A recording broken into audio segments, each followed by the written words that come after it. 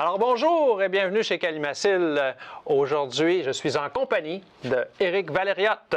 Bonjour Patrick, c'est un plaisir d'être ici aujourd'hui. Bonjour Éric.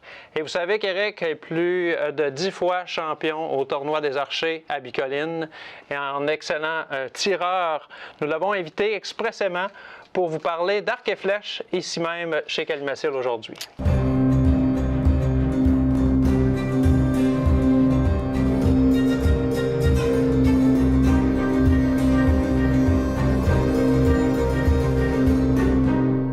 Si tu veux bien, on va commencer à regarder les différents modèles qu'on a devant nous, qui viennent tout juste d'arriver chez Calimacil.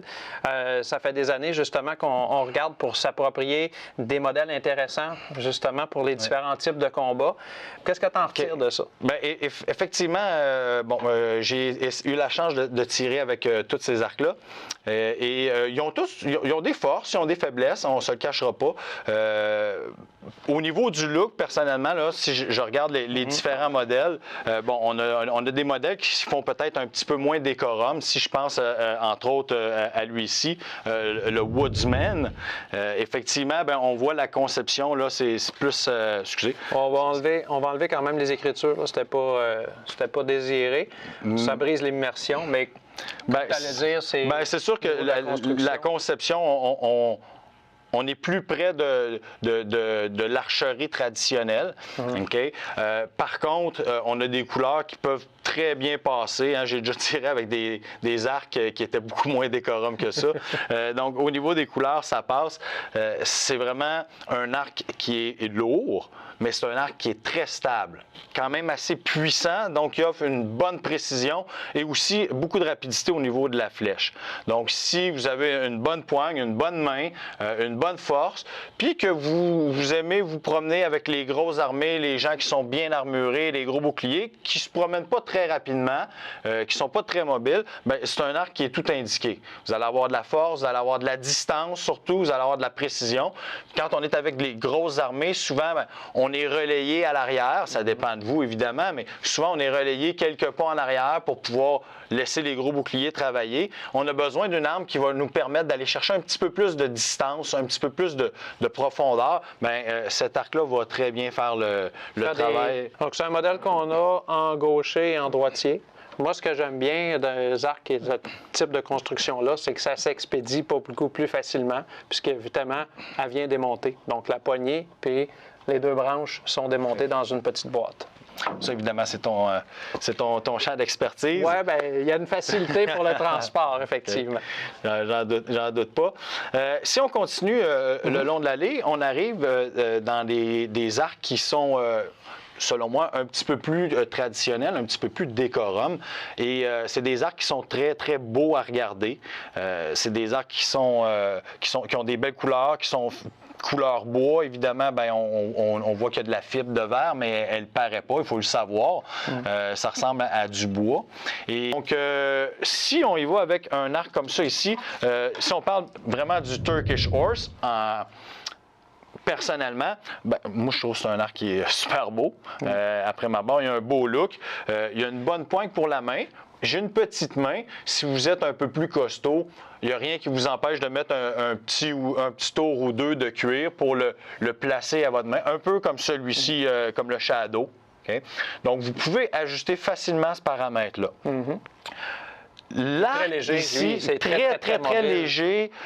Il se tire bien, il relâche bien. Il n'y a pas beaucoup de vibrations, ce qui le rend super intéressant. Petit bémol, il est très, très mou. Okay? Il est très, très mou. Donc, si vous avez tendance à faire du bois sale avec plein de petites branches, c'est possible qu'à un moment ou à un autre, il accroche, que votre corde décroche. C'est pas dramatique, c'est pas la fin du monde. Évidemment, si tu te fais courir après par un groupe d'orques, c'est un peu moins plaisant à ce moment-là. Mais c'est un petit bémol qui, je pense, vaut la peine parce qu'il est assez précis. En termes de précision, là, il a été assez impressionnant. Okay? Donc, je le redépose. Si on passe au suivant, le Shadow et le Nomade. Ici, on a des arcs qui sont sensiblement pareils. Okay? Il y a des petites différences au niveau dont la façon où la corde vient se placer. et des petites différences au niveau des branches, principalement au niveau du style, parce qu'au niveau de la façon de tirer, les deux s'équivalent et se rejoignent dans la précision, dans la vitesse à laquelle la flèche va décoller, et dans la façon dont on le tient et on le manipule. Ce que j'aime de ces arcs-là, c'est leur grandeur, leur grosseur. Si vous êtes du genre à aimer le bois, si vous êtes du genre forestier, si vous êtes du genre tirailleur, vous aimez vous promener dans des terrains où est-ce qu'on peut se cacher, on peut se pencher, on peut se sauver facilement, c'est des arcs qui sont super efficaces parce qu'ils sont vraiment pas grands. Si vous regardez, là, je le mets à ma tête, mettons, je le place à ma taille, là, regardez, il vient à peine en haut de ma tête. Comme référence, je fais 5 pieds 10, okay? Un peu moins de 6 pieds. C'est 48 pouces. Ces arcs-là, c'est des 48 pouces. Donc, très, très, très facile à manipuler. On peut se promener partout avec. Et puis, sont très précis, très rapides. Et évidemment, pas beaucoup de vibrations. Donc, ça ne vient pas affecter le tir en tant que tel. Donc, si vous avez une bonne relâche, techniquement, là, vous n'aurez pas aucun problème avec ces types d'arcs-là. Oui, comme le Medieval Rogue, là, c'en est un qui est très abordable. Dans la collection aussi, on a les arcs que vous voyez à l'extrémité ici. On a 4 couleurs, bleu, rouge et brun puis cuivre. Puis ils sont recouverts un petit peu de cuir. Ces arcs-là, lui est un petit peu plus grand, on peut voir ici. Hein, on est un petit peu plus grand que le Medieval Rogue, mais c'est des arcs qui sont hyper abordables. C'est un peu touche-à-tout, passe-partout, ces arcs-là. Oui. Puis, je veux dire, il y a des gens qui vont dire « Ouais, mais moi, j'aime ça tirer en ligne, j'aime ça tirer en groupe, parce que ça veut dire que c'est pas du tout. » Okay? C'est facilement, vous pouvez facilement l'adapter à votre besoin, mais c'est un passe-partout. Hein? C'est un passe-partout.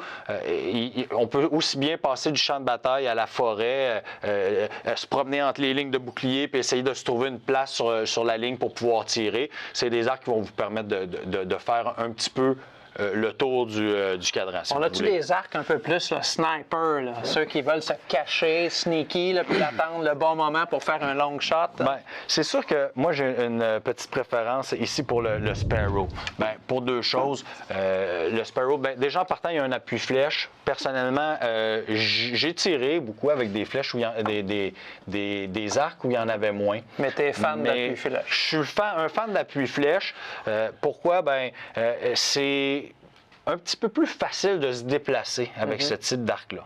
Okay? Fait que si là, toi, tu cherches tout le temps l'occasion rêvée de tirer, puis tu te promènes beaucoup pour pouvoir trouver le bon moment à temps, bien, c'est un arc qui est intéressant parce que tu peux le faire avec une flèche encochée. J'encoche ma flèche. Une fois que ma flèche est encochée, j'y mets un petit peu de tension que je peux garder avec mon doigt, puis ça me permet de me concentrer sur ce qui se passe autour de moi, trouver une bonne cible, puis au moment où je suis prêt, ma flèche est déjà prête, est déjà placée, et oups, je ne perds pas beaucoup de temps et je peux rapidement aller chercher mon tir précis, le tir que j'ai vu.